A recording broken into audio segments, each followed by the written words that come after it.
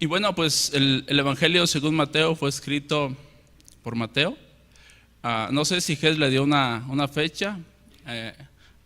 Diferentes críticos o quien ha hablado del tema coinciden en que no hay una fecha exacta acerca de cuándo fue escrito, pero lo que sí sabemos que es después de Jesucristo. Y dicen que entre el 37 y 50 hay razones por las cuales se dice esta fecha, porque después de estas fechas, principalmente en el 70, hay un acontecimiento que fue la destrucción del templo, y un evento tan importante, estoy convencido que hubiese sido mencionado en este evangelio. Y bueno, esa es una de las razones. Hay evidencias externas e internas, y todo apunta que fue Mateo y que fue en estas fechas. El tema central pues es el Mesías, y hay dos razones importantes por las cuales fue escrito. Mateo tenía la intención de demostrar principalmente a los incrédulos que Jesús era el Mesías prometido, y no solo eso, sino también a los creyentes animarles porque si era cierto que Jesús era el Mesías, ciertamente ellos habían crucificado a su rey y su Mesías. Después de tantas profecías del Antiguo Testamento, se cumple la venida de Jesús tan esperada. Tristemente, cuando Jesús vino, el pueblo que le esperaba no creyó que Él era, y no creyó porque no vino de la manera que le esperaba, y eso contribuyó a que no le aceptara como su Mesías y como su Salvador. Y no solo eso, sino que le crucificara y le entregara a la muerte. Vamos a leer la escritura, hermano. 1:18 dice de la siguiente manera: el nacimiento de Jesucristo fue así. Estando desposada María, su madre, con José, antes que se juntasen, se halló que había concebido del Espíritu Santo. El 19: José, su marido, como era justo y no quería infamarla, quiso dejarla secretamente. Y pensando él en esto, he aquí un ángel del Señor le apareció en sueños y le dijo: José, hijo de David, no temas recibir a María tu mujer, porque lo que en ella es engendrado del Espíritu Santo es, y dará a luz un hijo y llamará su nombre Jesús, porque él salvará a su pueblo de sus pecados.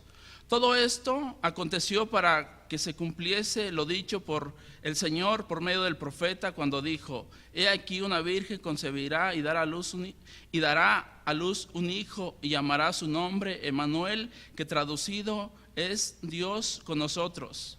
24: despertando José del sueño, hizo como el ángel del Señor le había mandado, y recibió a su mujer. En esta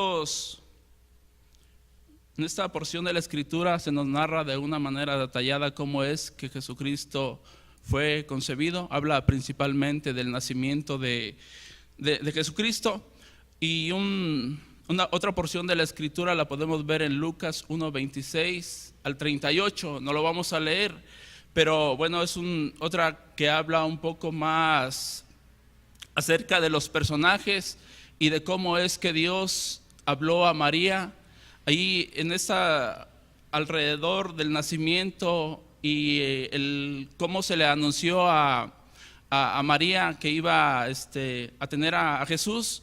Podemos ver algunos personajes importantes, como lo es Zacarías, como lo es Elizabeth, como lo es Juan el Bautista, como es José y como es María. Y el personaje principal y más importante pues es nuestro Señor Jesucristo y Salvador. A Él sea la gloria, la honra por todos los siglos.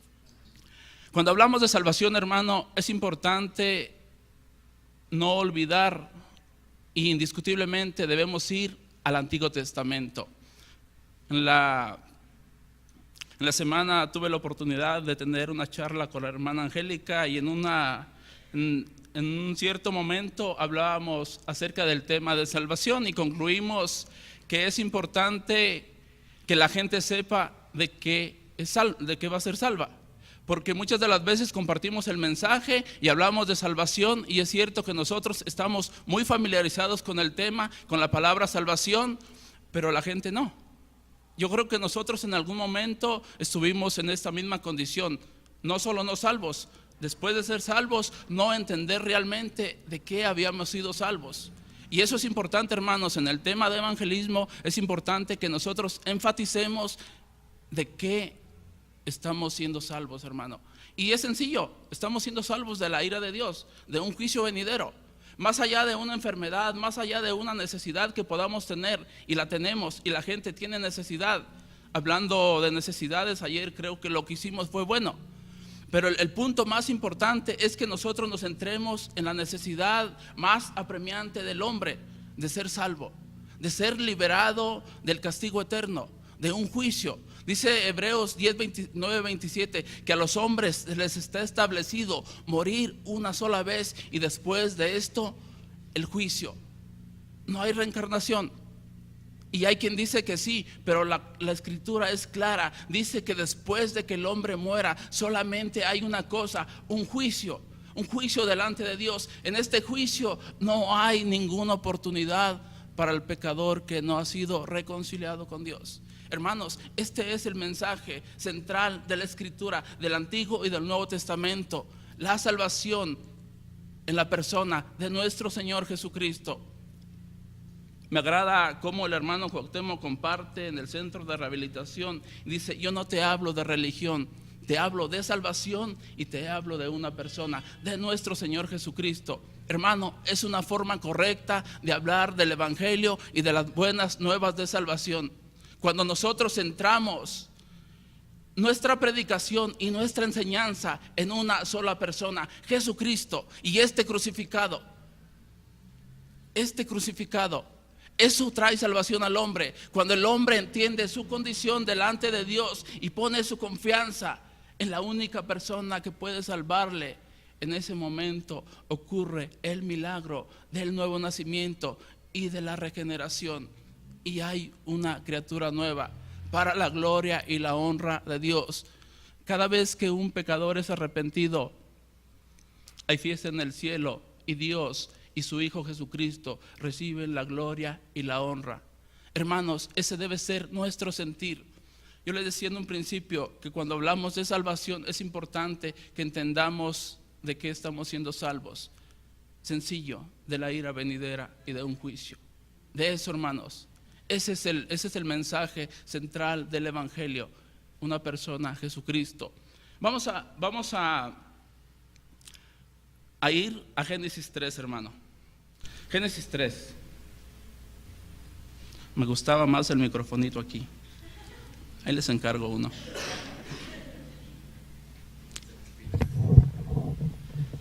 Vamos a leer desde el 5, hermano. Desde el 5 vamos a leer.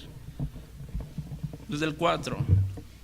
Dice: entonces la serpiente dijo a la mujer: no morirás, sino que sabe Dios que el día que comas de él serán abiertos vuestros ojos, y seréis como Dios, sabiendo el bien y el mal. Y vio la mujer que el árbol era bueno para comer, y que era agradable a los ojos, y el árbol codiciable para alcanzar la sabiduría, y tomó de su fruto y comió, y dio también a su marido, el cual comió así como ella. El 7. Entonces fueron abiertos los ojos de ambos, y conocieron que estaban desnudos. Entonces cosieron hojas de higuera y se hicieron delantales. Y oyeron la voz de Jehová Dios, que se paseaba en el huerto al aire del día. Y el hombre y su mujer se escondieron de la presencia de Jehová Dios entre los árboles del huerto. Mas Jehová Dios llamó al hombre y le dijo: ¿dónde estás tú? Y él respondió: oí tu voz en el huerto y tuve miedo, porque estaba desnudo y me escondí. Y Dios le dijo: ¿quién te enseñó que estabas desnudo? ¿Has comido del árbol del que yo te mandé no comieses? Y el hombre respondió: la mujer que me diste por compañera me dio del árbol y yo comí. Lo que continúa de la historia usted lo sabe, hermano. Me llama la atención, me anima, me emociona y puedo ver el amor de Dios mostrado al buscar al hombre. Tenemos entendido que en un principio había una relación perfecta entre Dios y el hombre, inquebrantable, y que Dios bajaba de día en día y convivía con el hombre como con un amigo. Eso es bonito. Tristemente el hombre desobedeció, también lo sabemos.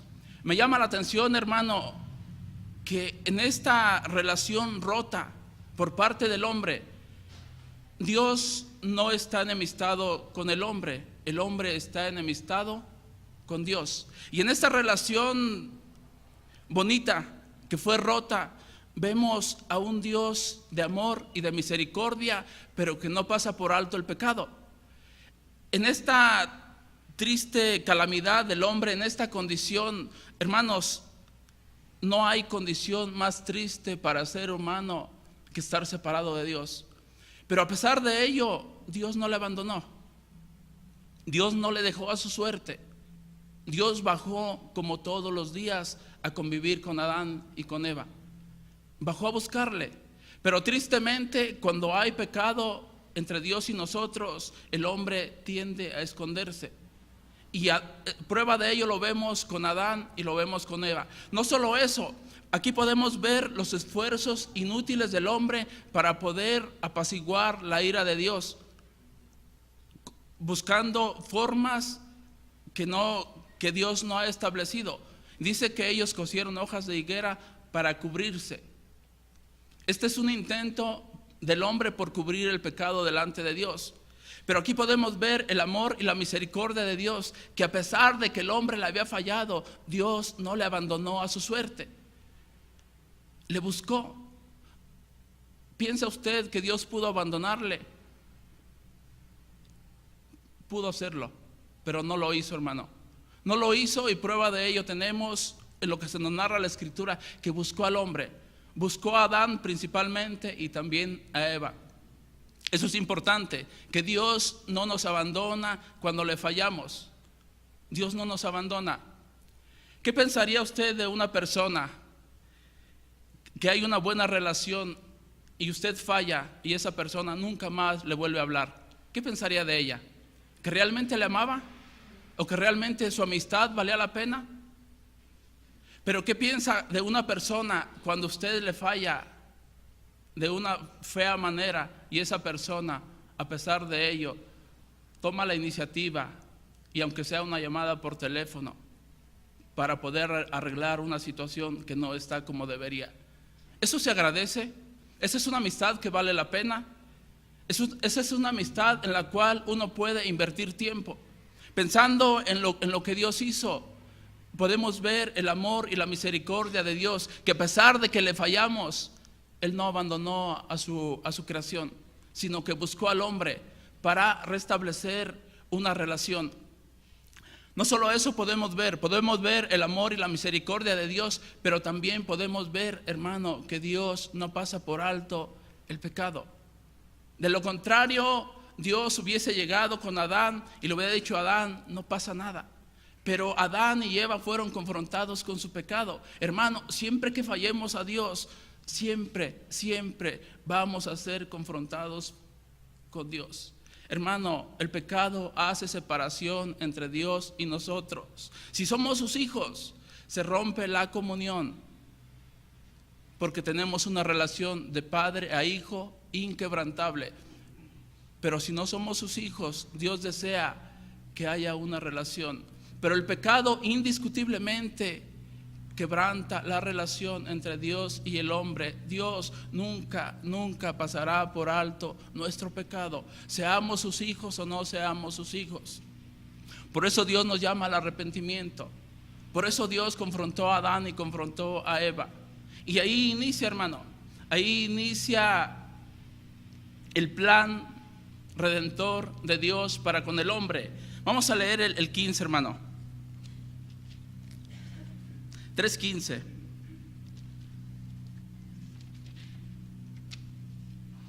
Dice, y pondré enemistad entre ti y la mujer, está hablando a Satanás, y entre tu simiente y la simiente suya. Esta te herirá en la cabeza y tú le herirás en el calcañal. Aquí hay una promesa, hermano. No solo Dios no abandonó al hombre, sino que le hizo una promesa de redención. Pasaron aproximadamente 4000 años para que esta promesa se cumpliera. Todo lo que se hizo y se dijo en el Antiguo Testamento estaba apuntando hacia una persona. Esta persona es nuestro Señor Jesucristo y Salvador. Todo lo que se hizo, todos los sacrificios apuntaban hacia el futuro y hacia una persona. Todo lo que se hizo era solamente sombra de lo que había de venir y de lo que había de manifestarse en los postreros tiempos. Pasaron aproximadamente 3300 años y llegamos al profeta Isaías. El profeta Isaías es quien más habló acerca del sufrimiento de nuestro Señor Jesucristo. Y vemos ahí en Isaías 7:14, donde se anuncia que María iba a tener a Jesucristo. Si quiere, búsquelo, hermano. Isaías 7:14. Dice de la siguiente manera: por tanto, el Señor mismo os dará señal. He aquí que la Virgen concebirá y dará a luz un hijo y llamará su nombre Emmanuel. Ahorita vamos a corroborar más. Ahí mismo en Isaías 9:6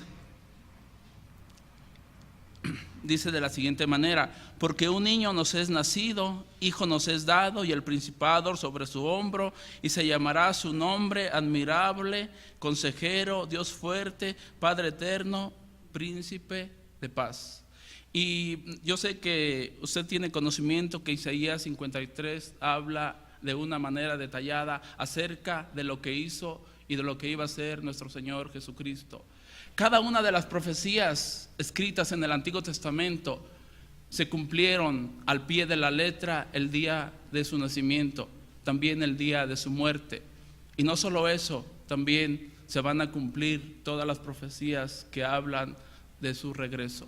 Y nosotros debemos estar expectantes en el regreso de nuestro Señor Jesucristo, trabajando para su obra, esforzándonos, apartándonos, viviendo vidas que de verdad glorifiquen el nombre de nuestro Dios.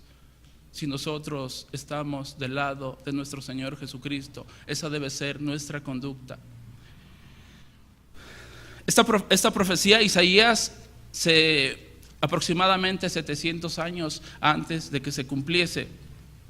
Pasaron 300 años, ahí en estos 300 años el pueblo de Dios fue cautivo en Babilonia, regresaron y concluimos esta porción o este periodo con Malaquías. De Malaquías a Mateo pasaron 400 años. 400 años donde Dios simple y sencillamente guardó silencio, o le llaman algunos de obscuridad, donde Dios no habló, donde Dios cayó. De todos modos su pueblo no le obedecía.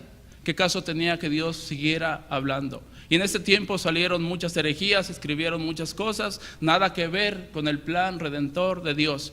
Después de esto, 400 años de silencio, una vez más Dios se hace manifiesto en la persona de nuestro Señor Jesucristo, hablando a Elizabeth y a María. Ahí tenemos Juan el Bautista y tenemos a nuestro Señor Jesucristo. Tenemos dos hombres, dos esposos que no entendían del todo, pero que obedecían a Dios. Tenemos un Zacarías que Dios dice que era justo, era sacerdote, y tenemos a un José que la palabra dice que era justo. No importa, hermano, si entendemos o no entendemos los planes de Dios, nosotros estamos llamados a ser obedientes delante de Dios. Y eso es bueno, a eso somos llamados.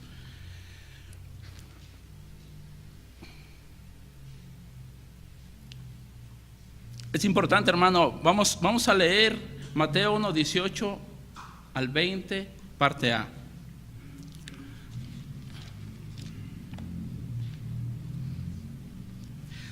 Dice de la siguiente manera: el nacimiento de Jesucristo fue así. Estando desposada María, su madre, con José, antes que se juntasen, se halló que había concebido del Espíritu Santo. José, su marido, como era justo y no quería infamarla, quiso dejarla secretamente. Y pensando él en esto, hasta ahí lo dejamos. Ahí tenemos a María y a José.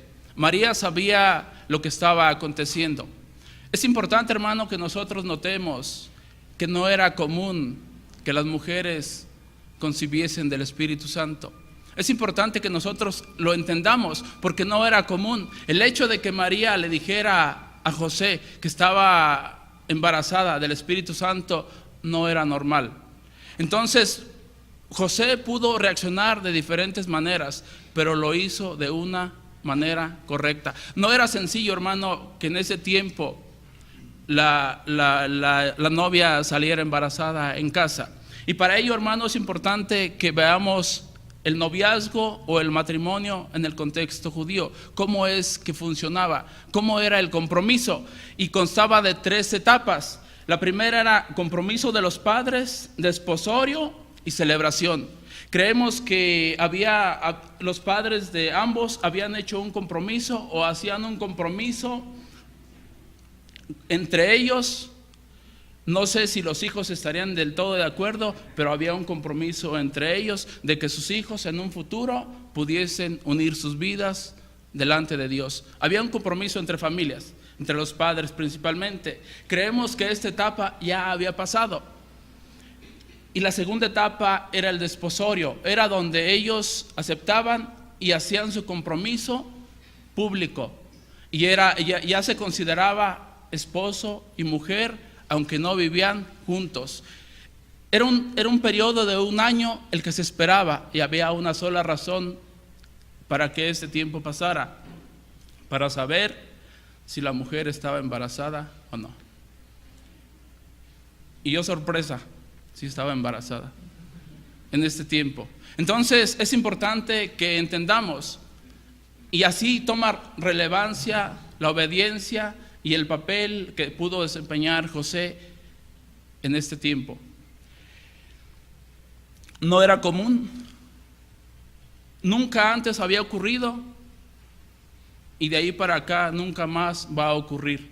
Entonces, ponernos en los zapatos de José y de María creo que es importante. Para nosotros es fácil y a veces leemos el texto, pues puede ser a la ligera. Fueron elegidos, y que bueno, sí está bien si fueron elegidos. Eran hombres y mujeres que amaban a Dios. Eran hombres y mujeres que reflejaban su obediencia con acciones, no solo de palabras. Y podemos ver a todos estos personajes que vemos aquí alrededor del nacimiento de nuestro Señor Jesucristo. Eran personas que amaban a Dios y que estaban dispuestos a obedecerle, y lo demostraban obedeciendo. Hermano, siempre que nosotros digamos que amamos a Dios, debemos demostrarlo por medio de nuestra obediencia. Esa es la forma más precisa de demostrar los sentimientos que decimos tener para con nuestro Dios. De lo contrario, lo que decimos queda volando si decimos que le amamos y no obedecemos. Tenemos ejemplos bíblicos de hombres y mujeres que fueron desafiados, pero que eligieron obedecer la voz de un Dios 3 veces santo. Es importante que nosotros entendamos eso, hermano. Es importante que nosotros vayamos más allá y que consideremos la obediencia de su palabra como algo crucial en nuestras vidas. No podemos vivir vidas de desobediencia delante de Dios. Y no estoy diciendo, hermanos, que no fallemos. Todos fallamos delante de Dios, pero a pesar de ello, Dios no nos abandona en nuestra condición. Dios busca al hombre. Dios está interesado en restablecer esa comunión. Dios está interesado en restablecer esa comunión. Hermano querido, es algo que no debemos olvidar en medio del pecado y en medio cuando fallamos a Dios. Dice la palabra de Dios que si nosotros decimos que no tenemos pecado, le hacemos mentiroso a Dios. Dios dice que sí tenemos pecado, y a pesar de ello no nos abandona, pero sí quiere que nos arrepintamos y vivamos de una manera diferente. Entonces tenemos ejemplos. Entonces, en el transcurso de este año pasó esto. Y pues después tenían la celebración 7 días de fiesta y después pues lo que sabemos, vivían juntos y vivían una vida como cualquier otro matrimonio. En el caso de María y de José fue así. Después de que Jesucristo nació, su matrimonio no fue un matrimonio diferente a los que conocemos o los que se conocía en ese tiempo. Hay quien se aferra a decir que María no tuvo más hijos. La Escritura dice que sí, y no había ningún problema. No es pecado tener hijos dentro del marco sagrado del matrimonio. No es pecado, y no solo eso, sino que es una bendición de parte de Dios. ¿Qué le parece, hermano? Entonces, nosotros tenemos la película completa. José no lo tenía, pero a pesar de que no la tenía, pudo actuar de la manera que Dios quería que actuara. Lo hizo, y lo hizo bien, y salió bien librado. Vamos a continuar, hermano, en Mateo 1:20 en adelante.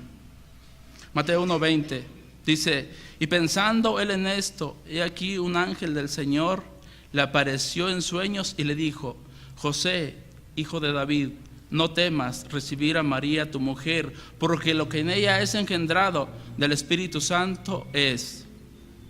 Y dará a luz un hijo, y llamará su nombre Jesús, porque él salvará al pueblo de sus pecados. El 21 dice: todo esto aconteció para que se cumpliese lo dicho por el Señor por medio del profeta, cuando dijo: he aquí una virgen concebirá y dará a luz un hijo, y llamará su nombre Emmanuel, que traducido es Dios con nosotros. 24 y despertando José del sueño, hizo como el ángel del Señor le había mandado, y recibió a su mujer. Aquí en esta parte concluimos con lo primero, donde José no sabía, no tenía la película completa, pero Dios se encargó de darle el mensaje por medio de un ángel, y José pudo entender el plan de Dios. A pesar de esto, José estaba saliendo bien librado, porque estaba actuando de una manera justa. Es importante esto, hermano, porque había una ley: la mujer debería morir apedreada. Entonces José sabía lo que le esperaba a su esposa, y María también sabía lo que le esperaba. Entonces José dice que la amaba, y era justo, y tenía que actuar de una manera justa. Pero bueno, los planes de Dios son perfectos. Los planes de Dios no iban a terminar en tragedia. Todo Antiguo y Nuevo Testamento se estaba centrando en una persona, Jesucristo, y los planes de Dios simple y sencillamente no son frustrados ni por el pecado, ni por la inconveniencia del hombre. Los planes de Dios se cumplen en tiempo y forma, nos guste o no nos guste. Hermano, muchas de las veces nosotros somos llamados para servir a Dios, y es posible, todos tenemos planes, y muchas de las veces se hacen ladera, como decimos. Pero hermano, si Dios te ha considerado a ti y a mí para que anunciemos las virtudes de aquel que nos llamó de la luz, de las tinieblas a la luz, nosotros simple y sencillamente debemos de considerar que es un privilegio, y debemos responder en obediencia. José, María, Elizabeth, Juan, Zacarías hicieron lo suyo en su tiempo, cumplieron y lo hicieron bien. Y nosotros, hermano, ahora es nuestro tiempo. ¿Cómo reaccionamos ante un llamado de parte de Dios para con nosotros? Reaccionamos en obediencia. Es nuestro tiempo, es nuestra oportunidad de glorificar a Dios. Eso es precioso, hermano. Es nuestra oportunidad de glorificar a Dios. Esa persona que se interesó como nadie más lo ha hecho ni lo hará jamás, que no nos abandonó en nuestra condición de pecado, que vino, que permitió que su Hijo sufriera en la cruz del Calvario para pagar una cuenta que no le correspondía. Vino y ocupó el lugar que nos correspondía a ti y a mí. Si decimos que no vale la pena vivir para Dios, creo que es un pensamiento bastante erróneo. Vale la pena vivir para la gloria y la honra de Dios. Hermano, así como Dios escogió hombres y mujeres a lo largo de toda la historia, Dios sigue escogiendo hombres y mujeres. La obra de Dios no ha concluido. Tú y yo sabemos que hay un Salvador. Tú y yo sabemos que Jesucristo murió en la cruz del Calvario. Hay personas que no lo saben. No sé ayer cómo les fue a quien compartieron. Yo compartí solo con una persona y ella sabía quién era Jesús, pero desconocía cómo podía relacionarse con Él. Cuando la gente no conoce, mucha de la gente no conoce, y al no conocerlo no sabe cómo relacionarse. Conoce con Dios, conoce de Dios, y muchos conociéndolo lo niegan. Pero vamos, la gente no tiene la luz que tenemos nosotros. Por eso cobra importancia el hecho de que nosotros dispongamos nuestra vida para anunciar las buenas nuevas de salvación en una persona, y esto es Jesucristo. ¿Qué podemos destacar de la vida de José? Era un hombre de integridad, era hijo de David y era padre legal, hablando terrenalmente, de Jesús. Sensible a la dirección de Dios y dispuesto a hacer la voluntad de Dios sin importar las consecuencias. Ese era José. A lo largo de la historia, hermano, nos vamos a regresar un poco. Prácticamente terminó ahí, pero a mí me gustaría, hermano, que nos centráramos un poco más en el versículo 21. Voy a leer nuevamente, hermano. Versículo 21. Dice: y dará a luz un hijo, y llamarás su nombre Jesús, porque él salvará al pueblo de sus pecados. Jesús, Jesús. Nuestro mensaje en todo momento debe ser cristocéntrico. Debemos buscar a toda costa que Dios y Jesucristo se lleven la gloria y la honra. Hermano, fuera de Jesucristo no hay salvación. Dice: porque no hay otro nombre dado a los hombres en el cual podamos ser salvos. Es Jesucristo. Toda la historia gira alrededor de una persona, y esto es Jesucristo. A lo largo de la historia, después de Jesucristo, encontramos diversas opiniones acerca de la persona de Jesucristo. Me llama la atención cuando Jesús le pregunta a sus discípulos en Mateo 16, les dice: ¿quién dice la gente que soy yo? Y los discípulos dijeron diversos personajes. Si quiere vamos a leerlo, hermano, para no estar adivinando.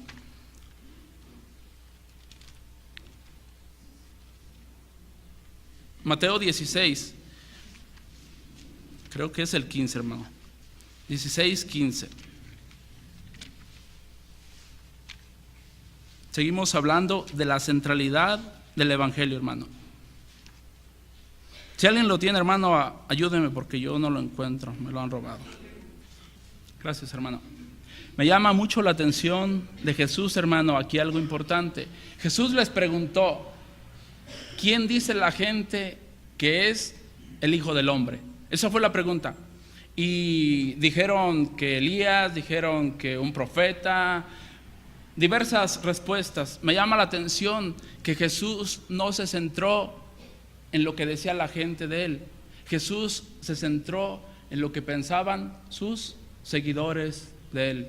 Hermano, a Jesús no le interesa lo que la gente diga de Jesús. A Jesús le interesa lo que digas tú y lo que diga yo.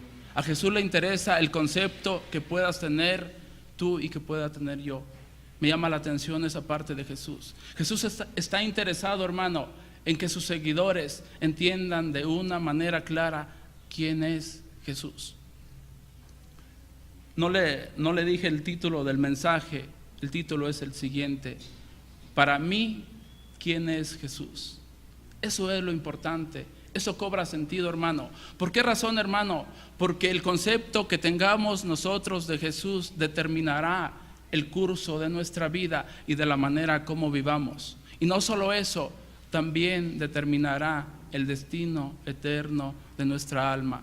Vale la pena doblegar nuestro corazón, vale la pena doblegar nuestra rodilla delante de Dios. Filipenses 2:10 dice que toda rodilla se doblará delante de Jesucristo. El punto es, hermano, habla de autoridad. Si doblaremos esa rodilla de una manera voluntaria o lo haremos forzados. Para mí el consejo es, para usted y también para mi persona, que lo hagamos de una manera voluntaria. Solo podemos obedecer a Dios por dos razones: por temor y por amor.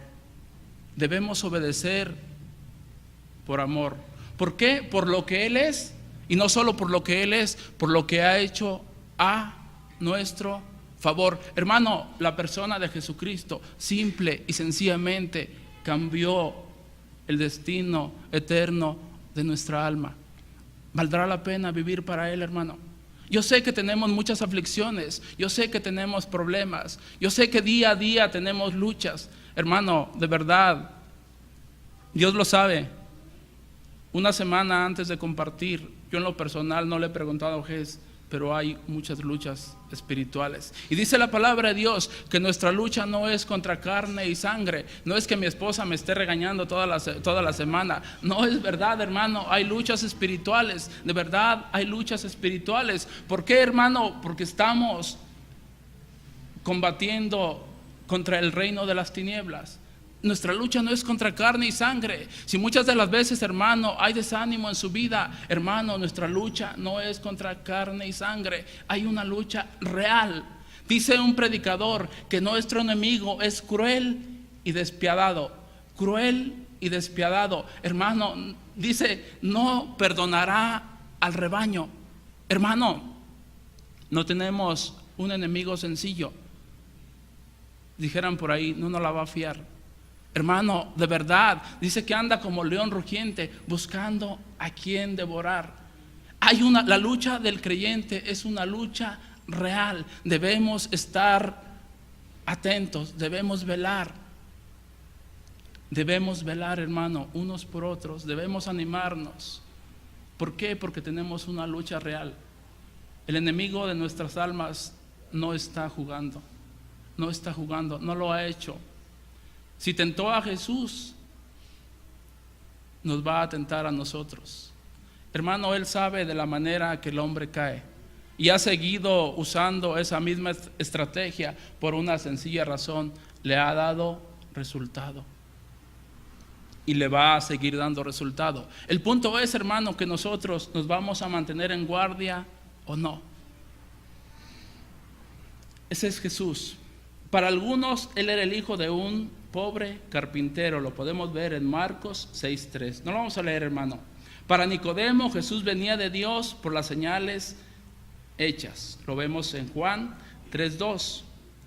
Para el joven rico, Jesús era un maestro bueno. Lo vemos, y aunque no decidió por él. Eso lo vemos en Marcos 10. A la mujer samaritana le parecía que Él era el Cristo y no estaba lejos. Sí es el Cristo, no estaba lejos. Maravillosamente obró Dios en la mujer samaritana. Eso lo podemos ver en Juan 4:29. Para unos pocos, él era el hijo ilegítimo de una campesina. En una ocasión por ahí los fariseos le dijeron: nosotros no somos hijos de fornicación, le dijeron a Jesús. Entonces le estaban diciendo: tú eres el resultado de una fornicación. Fuerte, sí, fuerte. A Jesús, al autor y consumador de la vida, tuvieron la osadía de decirle: nosotros somos hijos legítimos, tú no. Las consecuencias las pagaron. Ellos eran enemigos acérrimos de la persona de nuestro Señor Jesucristo. A lo largo de toda la historia, Jesús siempre ha tenido oposición y siempre la tendrá. Y si nosotros, hermano, estamos del lado de Jesucristo, no lo estoy dudando, yo espero que eso sea una realidad de nuestra vida. Sin duda alguna tendremos oposición y debemos estar conscientes de eso. Opiniones sobre la persona de Jesucristo. Continuamos. Para los líderes religiosos, Él era una amenaza a su posición y a su autoridad. Fariseos nuevamente, intérpretes de la ley, conocedores de la Escritura, conocedores del Antiguo Testamento. Mínimo 5 libros se los sabían de memoria, pero eso no les sirvió el día que Jesucristo hizo aparición en la tierra. Eso no les sirvió. El conocimiento que tenían de Dios no les sirvió. Entonces, hermanos, si nosotros no somos obedientes a la palabra de Dios, el conocimiento que podamos tener de Dios simple y sencillamente no servirá en lo absoluto. Los fariseos, los intérpretes de la ley lo tenían. y no decidieron por Jesús. Solo unos pocos lo amaban y lo seguían. En estos tiempos también hay diversas opiniones acerca de Jesús. Jesús era y es una persona a quien nadie puede ignorar. Ya han pasado 2000 años y Jesús sigue siendo una persona a quien no podemos ignorar. Solo hay dos opciones, hermano: estar a favor o estar en contra. No podemos ser neutrales, no nos podemos mantener aquí, ni allá, ni acá. O no estamos de un lado o estamos del otro. La invitación en esta mañana, y siempre ha sido, es a estar del lado donde está nuestro Señor Jesucristo. Esa es la invitación, hermano. Dice, estamos a favor o en contra, no podemos ser neutrales. El que no es conmigo está en mi contra. El que no junta, desparrama. Hermano, ¿juntamos o desparramamos? ¿Estamos a su favor o estamos en su contra? Solo hay dos opciones. Hermano, es necesario que seamos realistas. Es necesario que definamos en nuestro corazón de qué lado estamos. ¿De qué lado estamos? Yo sé que hemos elegido estar del mejor lugar, aunque batallamos, aunque luchamos, aunque vamos con pasos no tan agigantados como deberíamos, pero sé que hemos elegido estar del lado del que tiene la victoria. Leímos en Génesis, hermano, es interesante. Dice que Satanás le iba a herir en un tobillo o carcañal, pero la herida de Jesucristo era en la cabeza, una herida de muerte. Ocurrió simple y sencillamente en el momento que Jesucristo murió y resucitó. El diablo está vencido, pero le queda un tiempo, y en ese tiempo va a hacer lo posible por llevar gente consigo. De verdad, hermano, esa es la verdad. Entonces, y él sabe que le queda tiempo, le queda poco tiempo. Él sabe que está juzgado. Entonces, no duerme, león rugiente, todos los días, y eso nosotros debemos ser conscientes. Tristemente, hermano, pensando en quien está a favor y quien está en contra. La semana pasada tuve la oportunidad de ir a mi pueblo. Fue un buen tiempo, estuve sábado y domingo y parte de lunes. Pocas veces he hablado con mi familia de la palabra. Sí he hablado, pero especialmente con mi mamá, Dios me permitió explicarle de una manera clara el evangelio. Llegamos en la noche ahí a donde estaba internada, y llegó mi cuñada y mi hermano, y yo de verdad no quería que estuvieran, no porque me caigan mal, pero yo quería compartirle el mensaje solamente a mi mamá. Con mi cuñada y mi hermano ya lo he hecho. Y en ese momento dijo mi hermano y mi cuñada, vamos a ir a comprar agua. Mi cuñada había estado con mi mamá todo el día, y dije, este es el momento. Le dije, mamá, ¿quieres que ore por ti? Me dijo que sí. Oré por ella y al final estaba llorando. Yo sé que es por la enfermedad, pero pude compartirle el mensaje, hermano. Pude compartirle el mensaje. ¿Por qué le digo esto, hermano? Tengo también un hermano, no le voy a decir su nombre porque tal vez algún día lo conozca y va a decir, este es el que se le oponía a Jesús. Tristemente, hermano, esa es la realidad. Y el sábado en la noche platicamos, siempre platico con él, pero yo he visto una conducta en él. Tiene mucho conocimiento, pero tristemente ese conocimiento contradice la palabra de Dios. Y fue un tiempo difícil en la noche. Yo le decía a mi esposa, iba a agarrar, pues ni llevaba ropa, solo la puesta. Ya sentí el deseo, ya era hora casi de dormir, pero dije, las cosas no se pusieron bien. De verdad, se puso mal. Y empezó a hablar de los creyentes, no solo de ustedes, en general. Y yo dije, me dio tristeza, dolor en mi corazón, porque es mi hermano, y si él no reconsidera, yo sé el lugar que le corresponde, y eso duele en mi corazón. Pero independientemente de eso, yo veo y he visto su conducta que busca contradecir siempre la palabra de Dios, la ciencia y la palabra de Dios. Y yo tenía un documento ahí, me llevaba este artefacto y tenía un documento, pero no recordaba, no sé ni dónde lo había guardado. Y yo después de que pasó ese momento tenso, fue un momento muy tenso. Ya había pasado una vez que llevé a unos hermanos, había pasado algo similar, y al último yo decía, trágame tierra, mi hermano se está poniendo mal, pero volvió a pasar.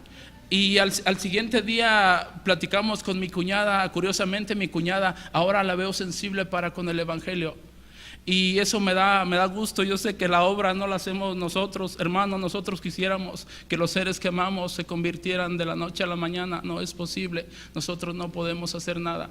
A mí en lo personal me duele mi familia, y debemos dolernos no solo por nuestra familia, sino por las personas que no conocen a Jesucristo como su único y suficiente Salvador. Ya casi termino, hermano.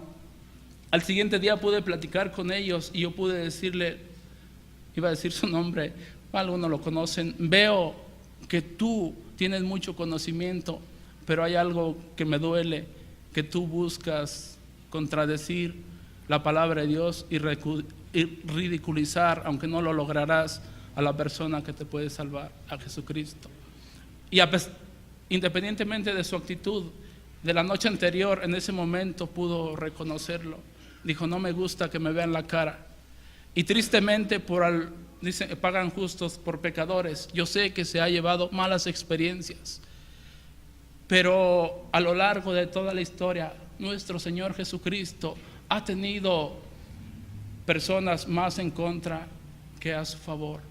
Hermano, ya voy a terminar. Jesús no es el resultado de mi propia imaginación. Es importante, hermano, que nosotros nos relacionemos con el Jesús de la Escritura. De verdad, hermano. Yo sé que Jesús en la actualidad tiene muchos adversarios, y no me refiero solamente a Satanás. Hay bastantes grupos que no creen que Jesucristo sea Dios. Independientemente de eso, hermano, seguirá teniendo oposición, pero nosotros debemos armarnos de valor y con la palabra de Dios, y defender a capa y espada nuestra fe. Pero dice que con mansedumbre, dice Pedro. Yo sé que a veces es difícil presentar mansedumbre cuando están hablando mal de tu Salvador. Hace un tiempo tuve la oportunidad de platicar con una persona, y al último me dijo, debes ser más paciente conmigo, me dijo. Le dije, sé que es difícil y no mostré tanta paciencia. Pedro dice que debemos defender nuestra fe con humildad y paciencia, pero hay momentos en los cuales simple y sencillamente nos es difícil. Pero de que debemos defenderlo, hermano, debemos defenderlo principalmente, hermano, con nuestra forma de vida. Podemos hacerlo verbalmente, pero si nosotros no vivimos vidas íntegras delante de Dios, lo que digamos va a quedar volando. Ella al final me dijo, yo sé que es una buena persona. Le dije, la Biblia dice que no, pero bueno, esa es su opinión. Dice, yo veo cómo lleva a sus hijas, yo veo cómo cuida a sus hijas. Le dije, es parte de mi responsabilidad y lo hago con gusto. El testimonio sí es importante, pero el testimonio no es suficiente. Nuestro testimonio no cambiará a nadie. Lo único que puede cambiar la vida de una persona, hermanos, es la palabra de Dios, cuando es sembrada en el corazón. Lo que hicimos ayer, hermano, tal vez algunos nos vinimos frustrados, tal vez no, pero fue sembrar la palabra de Dios, interesarnos por personas que en este momento no la están pasando bien, aunque no es su necesidad principal. Y ya para terminar, hermano, yo le decía que es importante relacionarnos con un Jesús bíblico, A lo largo de toda la Biblia, hermano, desde el Antiguo y del Nuevo Testamento, en cada uno de los libros, siempre se ha centrado en la persona de Jesucristo. Yo sé que es difícil a veces decir aquí de quién está hablando, Y bueno, creo que me va a hacer favor de proyectar algunos, bueno, desde Génesis, no sé si todo, y mi esposa de leerlo, o no sé si no, o solamente lo vayan a observar. Cada uno de los libros habla de la persona de Jesucristo. Y hermano querido, es importante que nosotros concibamos a Jesús de una manera bíblica, de una manera bíblica. Simple y sencillamente, Él es Jesús. Yo le decía, hermano, y le he estado hablando en esta mañana, que a lo largo de la historia ha habido hombres y mujeres que han confiado en la persona de Jesucristo y lo han mostrado al vivir vidas de obediencia, pero también ha tenido oposición. Yo lo sé muy de cerca, pero bueno, hermano, nosotros debemos decidir de qué lado estamos. Yo sé que estamos del lado correcto. Tal vez nos haga falta esforzar nuestras vidas, tal vez debamos vivir de una manera diferente. Eso solamente lo sabes tú y yo, y sabemos que Dios nos va a demandar. Este es Jesús, del que dan testimonio las Sagradas Escrituras, y en el que debemos poner toda nuestra confianza para salvación. Es de suma importancia tener un pensamiento respaldado por la Escritura de la persona y la obra de nuestro Señor y Salvador Jesucristo. Hablando del pensamiento, determinará el curso de nuestra vida y el destino de nuestra alma. Pablo expresó lo siguiente: para mí el vivir es Cristo y el morir es ganancia. Hermano, la pregunta del $1.000.000, ¿pudiéramos expresar lo mismo hoy nosotros?